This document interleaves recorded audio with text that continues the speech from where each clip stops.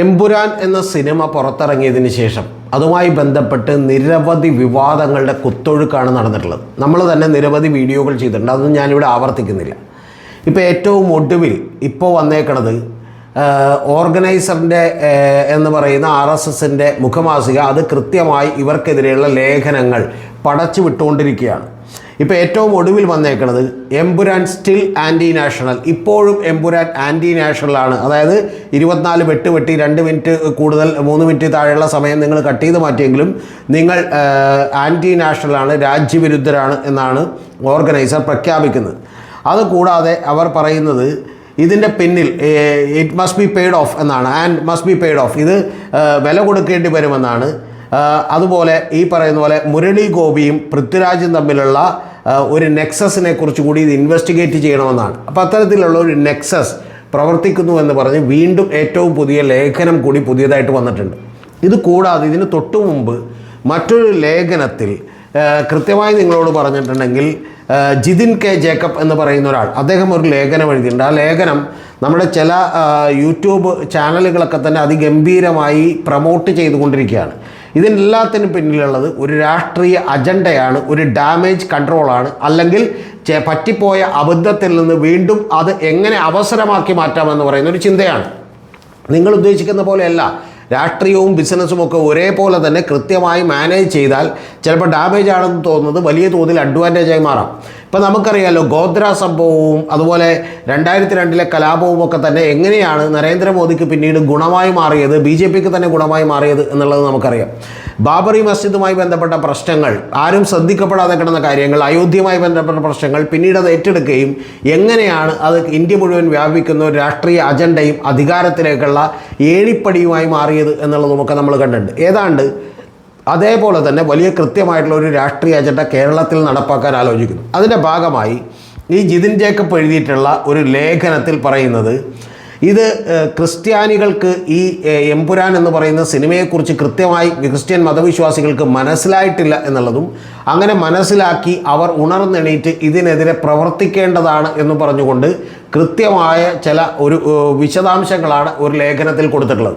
ആ ലേഖനം മാത്രമല്ല, അതിനുശേഷം അദ്ദേഹം ഫേസ്ബുക്കിൽ ഒരു കുറിപ്പിട്ടിട്ടുണ്ട്. ആ കുറിപ്പിൽ പറയുന്നത് ഈ പൃഥ്വിരാജിൻ്റെ സിനിമകൾ അല്ലെങ്കിൽ ഈ സിനിമകളിലെല്ലാം തന്നെ ഇത്തരത്തിൽ ഒരു സാത്താൻ സേവ എന്ന് പറയുന്ന ഒരു കാര്യത്തോടുള്ള അഭിനിവേശം കാണാമെന്നാണ്. അത് അദ്ദേഹം പറയുന്നത് 666, 888, അതുപോലെ തന്നെ FFF എന്ന് പറയുന്ന കോഡുകളൊക്കെ തന്നെ കാണിക്കുന്നത് പിശാചിൻ്റെയാണ്. ഈ നമ്പറൊക്കെ ഇനി പിശാച് വന്ന് രജിസ്ട്രേഷൻ എടുത്തിട്ടതാണോ അതോ നമ്മൾ വെറുതെ കൊടുത്തതാണ് എന്നുള്ള കാര്യമൊക്കെ നമുക്കറിയാം. പക്ഷെ ഇതെല്ലാം കാണിക്കുന്നത് പിശാചിനെ സഹായിക്കാനാണ് എന്നുള്ളതാണ് പറയുന്നത്. കൂടാതെ അദ്ദേഹത്തിൻ്റെ സിനിമകൾ, ആ സിനിമകൾ എന്ന് പറഞ്ഞിട്ടുണ്ടെങ്കിൽ സ്റ്റോപ്പ് വയലൻസ്, അതുപോലെ തന്നെ ആദം ജോൺ, എസ്ര, നയൻ, അതുപോലെ ഈ പറയുന്ന called case, 7th day, memories, ഇത്തരം സിനിമകളിലൊക്കെ തന്നെ ഈ സാത്താൻ സേവയുമായി ബന്ധപ്പെട്ടും ബൈബിളുമായി ബന്ധപ്പെട്ടിട്ടുള്ള പരാമർശങ്ങളൊക്കെ തന്നെ സാത്താൻ, അതായത് പിശാചിന് അനുകൂലമായി അടങ്ങിയിരിക്കുന്നു എന്നൊക്കെയുള്ള വെറും വങ്കത്തരങ്ങൾ എഴുതി വെക്കുന്ന ഒരു ലേഖനമാണ്, അല്ലെങ്കിൽ കുറിപ്പുകളൊക്കെയാണ് ഈ പറയുന്ന ജിതിൻ കെ ജേക്കബ് ഒക്കെ എഴുതിയേക്കുന്നത്. ഇതൊക്കെ വളരെ ഗംഭീരമായി പഠിച്ച് സൂപ്പറായി പഠിച്ച് പ്രബന്ധം അവതരിപ്പിക്കുകയാണ് എന്നുള്ള മട്ടിലാണ് ചില ചാനലുകളൊക്കെ ഇതിനെ അവതരിപ്പിക്കുന്നത്. ഇതെല്ലാം തന്നെ കേരളത്തിൽ ഇപ്പോൾ ക്രൈസ്തവരുടെ ഇടക്കുകൂടി ഒരു ഭിന്നിപ്പുണ്ടാക്കി, ഒരു ഇസ്ലാമോഫോബിയ വളർത്തി കൃത്യമായി ഒരു വോട്ട് ബാങ്ക് നേടാനുള്ള ഒരു പ്രൊജക്റ്റാക്കി ആ സംഘപരിവാർ മാറ്റിയിരിക്കുന്നു എന്നുള്ളതാണ് വാസ്തവം. ഇത് വിജയിക്കില്ല എന്നൊന്നും നിങ്ങൾ വിചാരിക്കരുത്. ഇത് നിരന്തരമായി ചെയ്യുമ്പോൾ വിജയിച്ചു കൊണ്ടേയിരിക്കും. ഇതിൻ്റെ ഏറ്റവും പ്രധാനപ്പെട്ട കാര്യം എന്ന് പറയുന്നത് ഇതിന് വേണ്ട ഒരു പരിസരം ഏതാണ്ട് 10-20 കൊല്ലമായി കേരളത്തിൽ ഒരുങ്ങിയിരിക്കുന്നു എന്നാണ്.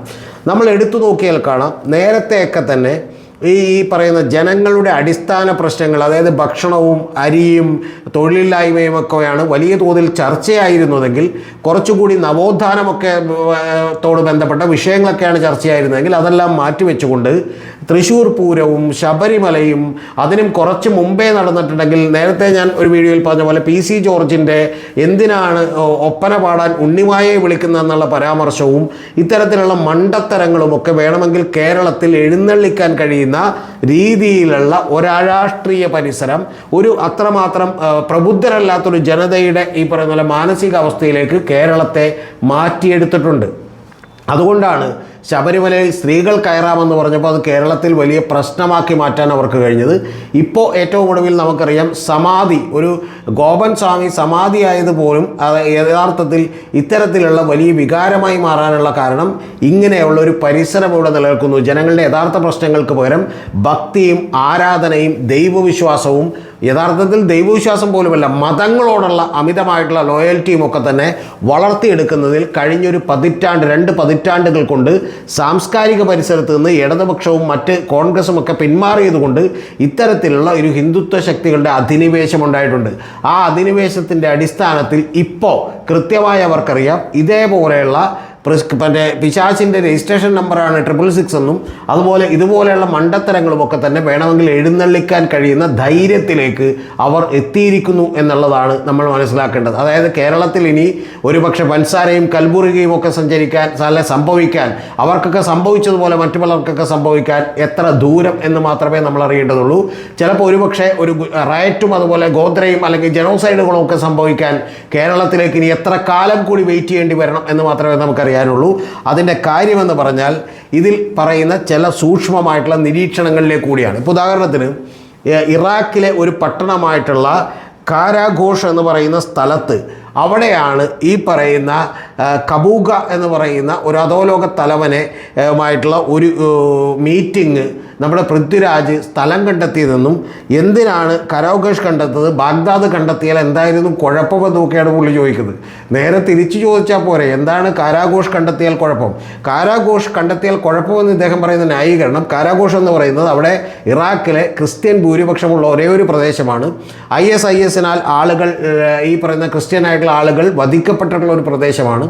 അപ്പോൾ അത്തരത്തിൽ ഉള്ള ഒരു പ്രദേശം തന്നെ തിരഞ്ഞെടുക്കുകയും ഇതെല്ലാം തന്നെ ഒരു പള്ളിയിൽ വെച്ച് സംഭവിക്കുന്നതായി എടുക്കുകയും ആ പള്ളിയിൽ വെച്ച് ഇതെല്ലാം ചെയ്യാനായിട്ട് സയ്യിദ് മസൂദ് എന്ന് പറയുന്ന പൃഥ്വിരാജിൻ്റെ ഒരു കഥാപാത്രം തന്നെ വരികയും അങ്ങനെ കഥാപാത്രം വന്നതിന് ശേഷം ഒരു കുരിശ് തന്ന് താഴേക്ക് വീഴുകയും അത് തലകീഴായി പതിക്കുകയും ഒക്കെ ചെയ്യുന്നത് ക്രിസ്ത്യാനികളോടും ക്രിസ്ത്യൻ വിശ്വാസങ്ങളോടുമുള്ള അവഹേളനമാണ് എന്നൊക്കെ പറഞ്ഞുകൊണ്ടാണ് ഇദ്ദേഹത്തിൻ്റെ കുറിപ്പുകളൊക്കെ അവസാനിക്കുന്നത്. ഇതൊക്കെ എടുത്ത് ചർച്ച ചെയ്യാനും മീഡിയകളിൽ ആഘോഷമാക്കാനും ഒക്കെ നമ്മുടെ നാട്ടിൽ ആളുണ്ടായിരിക്കുന്നു ഇതുപോലെയുള്ള വങ്കത്തരങ്ങൾ എന്നൊക്കെ ഉള്ളതാണ്.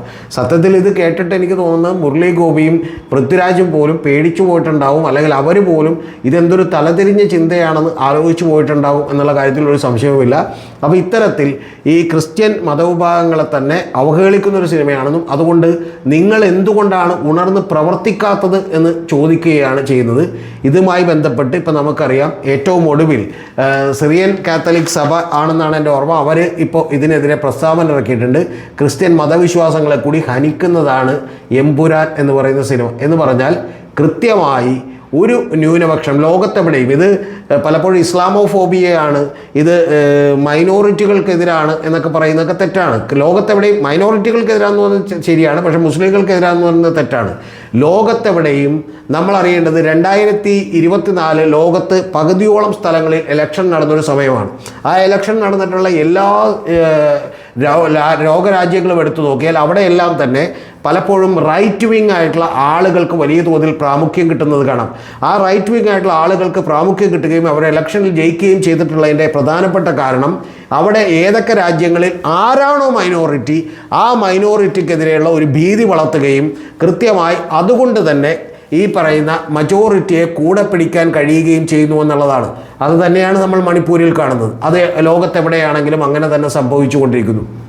ഇനി ഈ മൈനോറിറ്റിക്കകത്തുള്ള ആളുകൾ, അത്തരത്തിലുള്ള ഫ്രിഞ്ച് എലിമെൻറ്റ്സ് അടക്കം സീറോ അബ്ദുള്ള പോലെയുള്ള ആളുകളടക്കമുള്ള ആളുകളൊക്കെ തന്നെ ഇവരുടെ കയ്യിൽ ആയുധങ്ങളാണോ, ഇവരുടെ കയ്യിൽ നിന്ന് ഫണ്ട് മേടിച്ചിട്ടാണോ എന്ന് പോലും എനിക്ക് അത്ഭുതമുണ്ട്. കാരണം അവരെല്ലാം തന്നെ ഇവരുടെ വളർച്ചയ്ക്ക് വളരെ കൃത്യമായി ആക്കം കൂടുന്നു എന്നുള്ളതാണ് വാസ്തവം.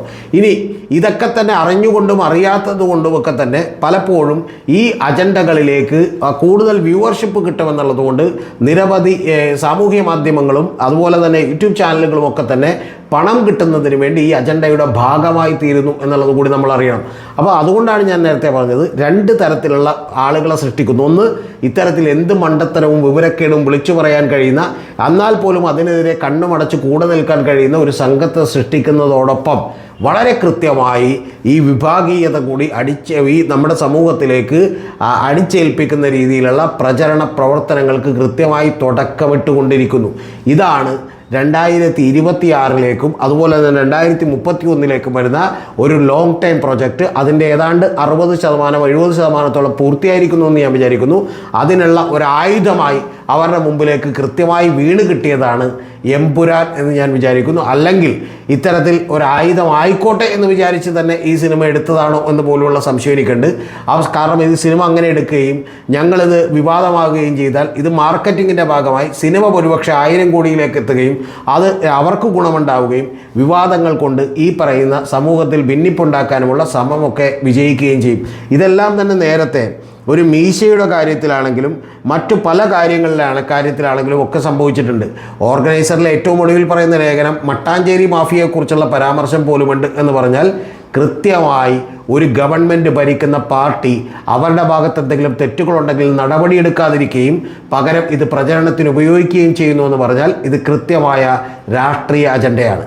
ഇതിൻ്റെ ഭാഗമായി ഒരു കാര്യം കൂടി പറയാം. ഇതിൽ BJPക്കാർക്ക് പങ്കൊന്നുമില്ല എന്ന് പറയുമ്പോൾ അതൊന്നും ശരിയായിട്ടുള്ള കാര്യമല്ല. ഏറ്റവും ആദ്യം ഈ BJPക്കാരനായിട്ടുള്ള വൈസ് പ്രസിഡൻറ്റ് അദ്ദേഹമാണ് കൃത്യമായി പറഞ്ഞത്, C രഘുനാഥാണ് പറഞ്ഞത് മോഹൻലാലിൻ്റെ ലെഫ്റ്റനൻറ്റ് കേണൽ പദവി തിരിച്ചെടുക്കണം എന്നാവശ്യപ്പെടുമെന്ന് പറഞ്ഞത്. അതുപോലെ യുവമോർച്ചയുടെ ഗണേഷാണ് പറഞ്ഞത് ഈ പറയുന്ന പൃഥ്വിരാജിന് ISISുമായി ബന്ധമുണ്ടെന്നും അദ്ദേഹം ജോർദാനിൽ പോയപ്പോൾ അവരുടെ കയ്യിൽ നിന്ന് ഒരുപക്ഷെ പണം പറ്റിയിട്ടുണ്ടാകാമെന്നും അങ്ങനെ പണം വെച്ചാണ് ഇപ്പോൾ ബോംബെയിൽ പോലും ചിലപ്പോൾ ഒരു വീട് മേടിച്ചിട്ടുണ്ടാകാമെന്നുമൊക്കെയുള്ള നിരവധി പ്രചരണങ്ങൾക്ക് തുടക്കമിട്ടുകൊണ്ടിരിക്കുന്നു. എന്ന് പറഞ്ഞാൽ പലപ്പോഴും മറ്റൊരാളെ ഒരു ശത്രുവിനെ കണ്ടെത്തുകയും ആ ശത്രുവിനെതിരെ ഒരു മജോറിറ്റി വരുന്ന ആളുകളെ ഒന്നിൽപ്പിക്കുകയും ചെയ്യുക എന്ന് പറയുന്ന രാഷ്ട്രീയ അജണ്ടയുടെ കരുക്കളാണ് എമ്പുരാനിലൂടെയും നീങ്ങിക്കൊണ്ടിരിക്കുന്നത്. ഇത് എത്രത്തോളം വിജയിക്കും എന്നുള്ള കാര്യത്തിൽ മാത്രമേ എനിക്ക് സംശയമുള്ളൂ. ഏതാണ്ട് ഒരു 60% ഇപ്പോൾ തന്നെ കേരളത്തിൽ വിജയിച്ചിരിക്കുന്നു. അടിസ്ഥാനപരമായ പ്രശ്നങ്ങളൊന്നും പ്രശ്നങ്ങളല്ലാതായി തീരുകയും ഒരുവിധം ഭൗതികമായിട്ടുള്ള സൗകര്യങ്ങളൊക്കെ കിട്ടിയിട്ടുള്ള ഒരു സമൂഹത്തിൻ്റെ ഇടയിലേക്ക് മാനസികമായ വിഭജനം ഏറെക്കുറെ സാധ്യമാക്കുകയും ചെയ്തിരിക്കുന്നു. ഇത് കൃത്യമായിട്ടുള്ള ഒരു രാഷ്ട്രീയ അജണ്ടയാണ്.